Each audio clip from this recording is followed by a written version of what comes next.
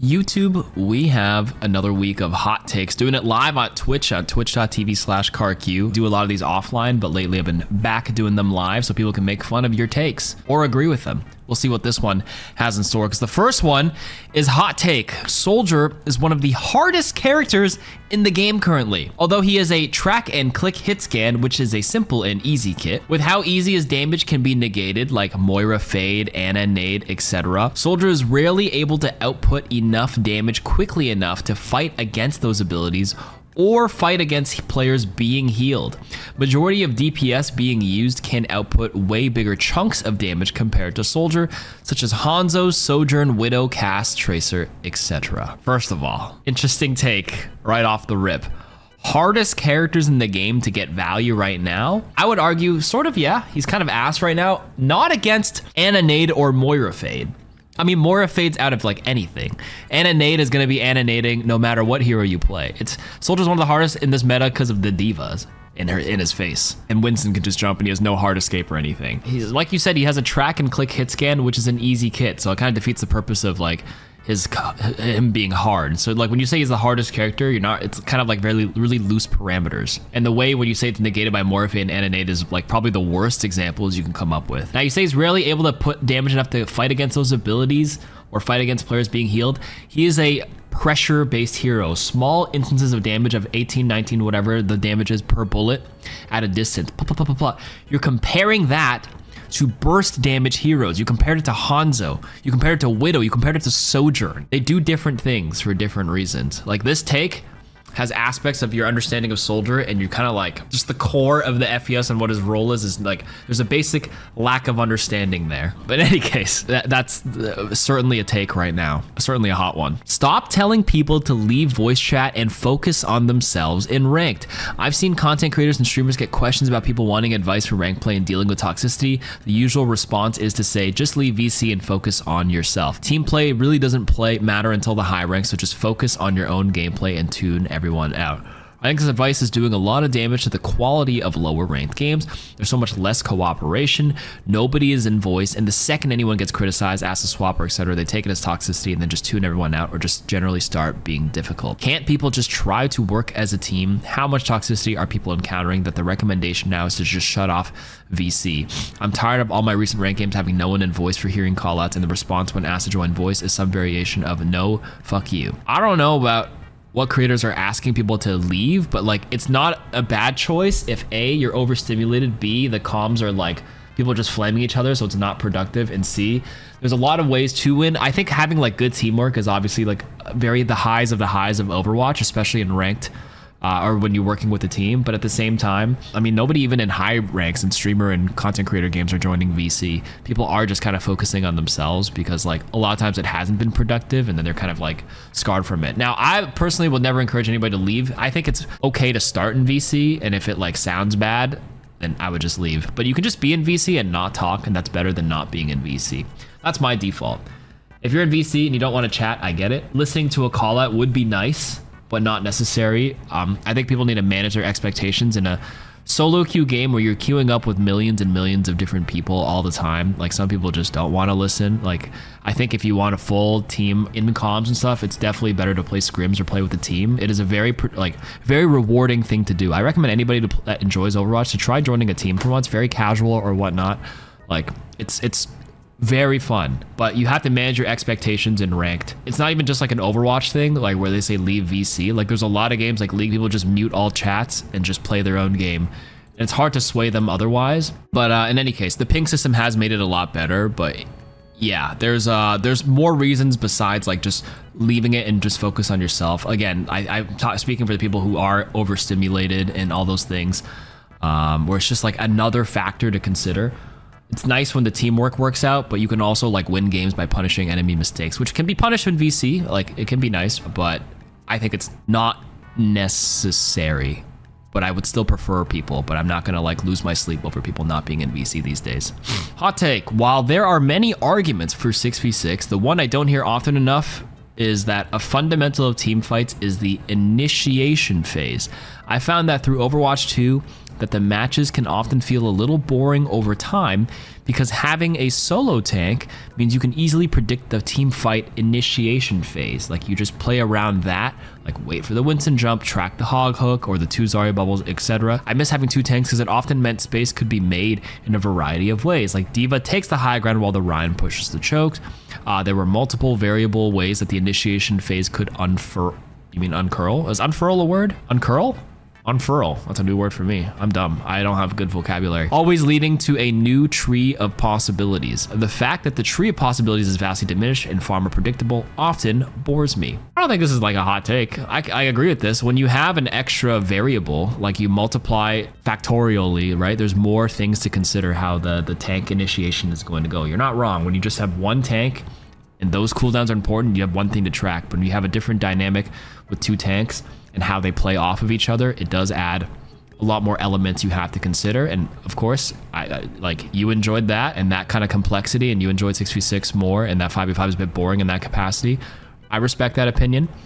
I'm a bit more neutral on that because as a support, the more 5v5 I play, the more I realize it's easier for me from the support POV where there's less things jumping at me. It was the worst when it was Winston, D.Va, and Tracer jumping me in Overwatch 1 without the support passive or whatever. When 2 dive tanks, like right now it's already bad enough with like the D.Va and the Tracer jumping me or whatever. Now you have to add the Winston on me as well. Arguably it could be a good thing when you're pulling that many resources, but from the support POV, I don't mind 5v5, and I did play my 6v6 time. Like I have more hours on that, obviously, like 4,000 hours on Overwatch 1, 1,000 Overwatch 2. I'm actually pretty indifferent with both games, but if I had to choose one that's easier to live, it's definitely Overwatch 2 5v5. Again, I think it's the tank players like who enjoyed that complexity and that element to it.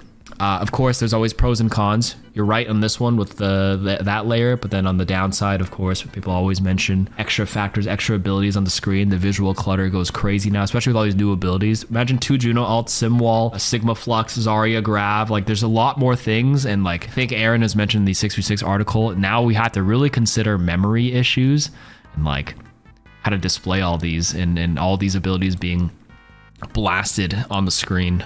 I think mostly for the Nintendo Switch users. But now I'm kind of digressing into like the whole 5v5, 6v6. Again, they're gonna bring it back so you can get this feeling again. Hopefully it's enjoyable, and they modernize and they balance the 2 tanks again, and maybe both of them can coexist side by side with a decent queue. Have we really gotten to the point where Cassidy is now considered an easy hero alongside Moira? My hot take is this community is destroying itself. The community is dissected into very many different bubbles.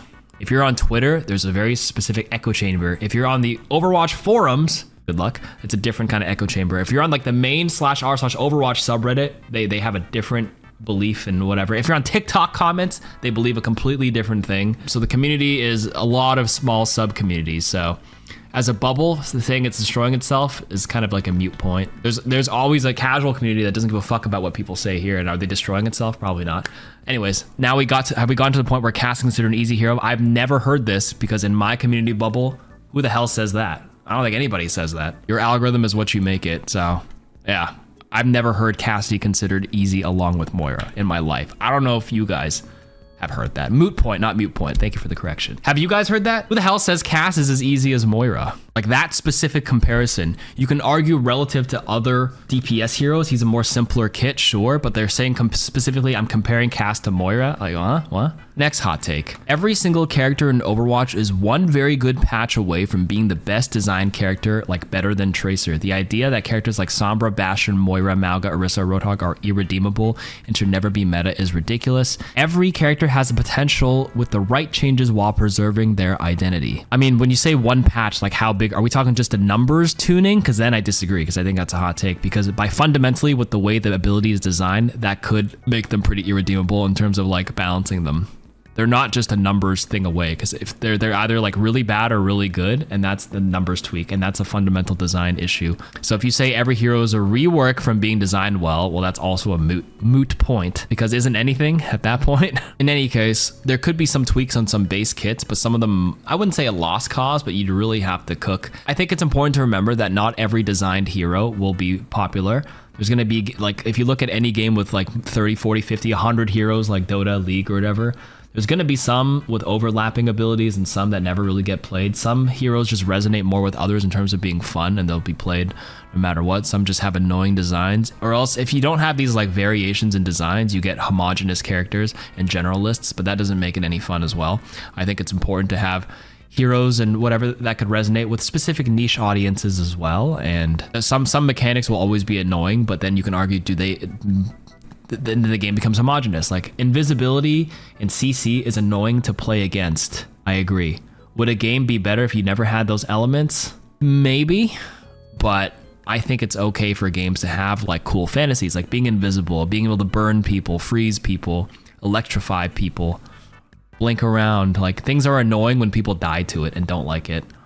Like if you don't want crazy, like funky elemental hero based kind of things, you have to play things that are a lot more static, like Counter-Strike, where you just know you only got smokes, flash, molly, that's it, and just gunplay. You minimize your elements. I don't think hero shooters for you or hero-based games like that is your cup of tea. Hot take, gamers love to say they hate FOMO, but in reality, they actually love it.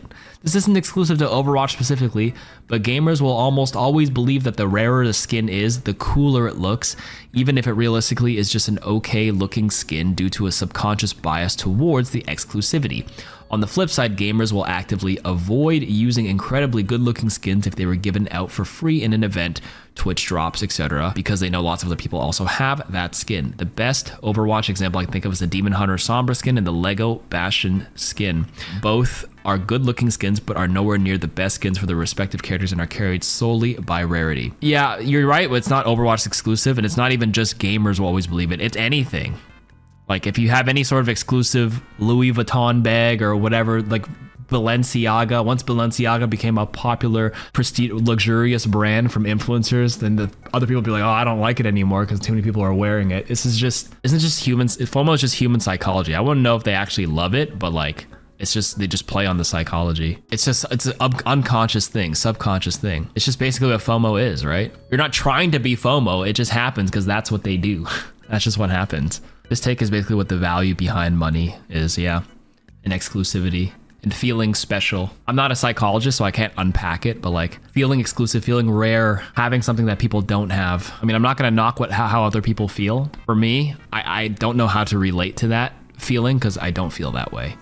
I just wear whatever, regular t-shirts. I don't care if people have the skin. To me, I feel like it's fine just if other people have the thing I have. Like, I don't feel like I need to gatekeep anything. Like, if you have it too, we can share it together. I just don't give a shit. The only game modes that are good in Overwatch are Overwatch 1 modes that are still present in Overwatch 2 because those are the ones with rounds in between the action.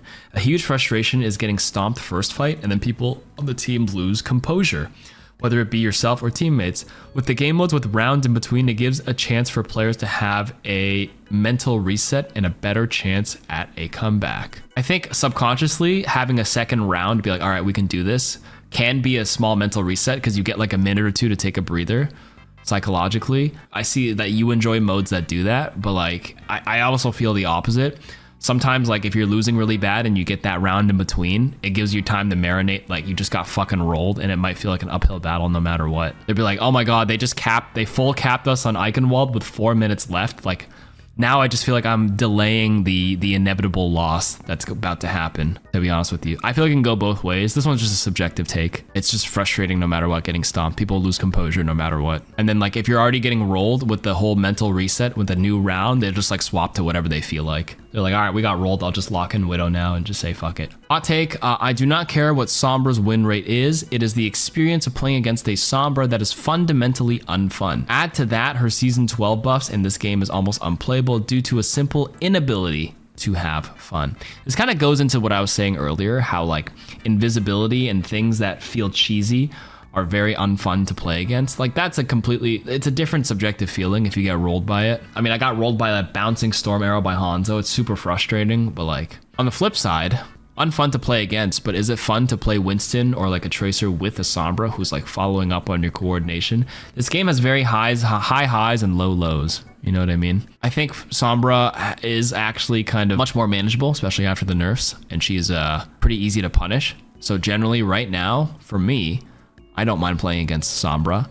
It's a little unfun to get hacked and virus, but like I know how to play around it. And yes, if I get hacked and virus, sometimes I just nade myself and accept my death. But a lot of times I'll ask for help, or in some ways we punish her and then I still win the game. So yeah, this one's pretty subjective. Like, I mean, you don't care what it is. I mean, I think a lot of people would agree with you, but also a lot of people would kind of counterpoint and be like, it's a lot healthier now than it used to be, especially when you tried to punish the invisibility and like she just teleports across the map to a health pack for free.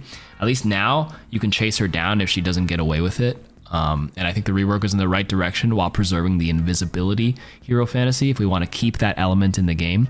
And yeah, hot take, Hanzo is still bad. He was hit the hardest with the HP increases. The recent HP nerf was unnecessary, but even at 250 HP, he'd still be bad.